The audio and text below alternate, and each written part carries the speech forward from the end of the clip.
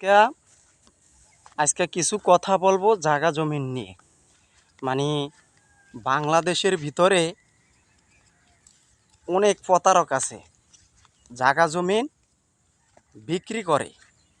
হ্যাঁ, দেখা গেছে কি একটা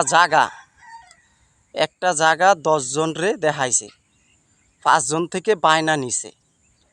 এই যে ভাই, একটা জায়গারে 10 জনকে দেখিয়ে 5 জন থেকে বায়না নিছেন। হ্যাঁ, এখন এই কাজটা কি আপনি ঠিক করেছেন না বেঠিক করেছেন? তা আসলে আমাদের দেশে কিছু কিছু জমির দালাল আছে, তারা 10 জনকে জায়গা দেখিয়ে 5 জনের কাছ থেকে জমির ইয়াটা নিছে। মানে 5 জনের কাছে জমিটা কথা দিছে যে জমি আপনার কাছে বিক্রি করুন। তো ভাই, এই যে আপনি যে 5 জনের কাছ থেকে টাকাটা নিছেন জমিটা দেখিয়ে, কিন্তু আপনি এই 5 জনকে তো জমি দিতে পারলেন না। ভাই, এই জমি যেমন আপনি এই জায়গা জমিনলে আপনি যে বেইমানি করছেন, একটা জমি 5 জনের কাছে বিক্রি করছেন, এখন আপনি 5 জনের ভিতরে দ্বন্দ্ব বাজিয়ে দিছেন। হ্যাঁ, 5 জনের কাছ থেকে আপনি টাকা নিয়ে দ্বন্দ্ব বাজিয়ে দিছেন এবং কি গ্যামজাম বাজিয়ে দিছেন, মারামারি বাজিয়ে দিছেন।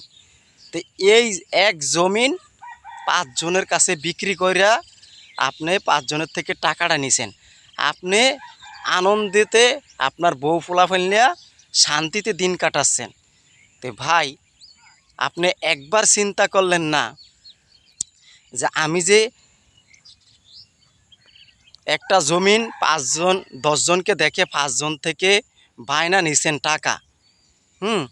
এখন এটা তো আল্লাহর কাছে জবাব দিতে হবে। ভাই, আপনি এই বেইমানিটা করছেন না? কাল কিয়ামতের দিন এই জমিন আপনার সাথে, আপনি যে জমিনের সাথে বেইমানি করছেন বা মানুষের সাথে বেইমানি করছেন, এই জমিন কাল কিয়ামতের দিন আপনার গলায় ঝুলিয়ে দিবে। আপনি এই জমিনের ওজন নিয়ে থাকতে পারবেন না। তো ভাই, একটা একটা জমিন 10 জনকে দেখিয়ে 5 জন থেকে বায়না নিছে।